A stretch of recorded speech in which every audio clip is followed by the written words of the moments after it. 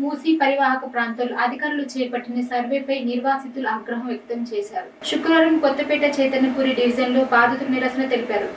ఇల్లు ఖాళీ చేసి ఎక్కడికెళ్లాలంటూ పలువురు కన్నీరు మున్నీరయ్యారు. ఈ సందర్భంగా ఓ మహిళ సొమ్మసిల్లి పడిపోయింది. ఎంపీ ఈటెల రాజేందర్ నిర్వాసితులకు మద్దతు తెలిపారు.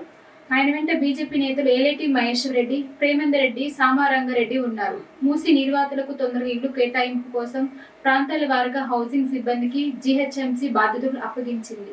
ప్రభుత్వ ఆదేశాల మేరకు 2 పడక గదులు ఇల్లు మూసీ నిర్వాసితుల కుటుంబాలకు కేటాయించనున్నారు. ఇందుకు గాను ప్రాంతాల వారీగా హౌసింగ్ సిబ్బందికి కేటాయిస్తూ జీహెచ్ఎంసీ కమిషనర్ అమ్రపాలి శుక్రవారం ఉత్తర్వులు జారీ చేశారు.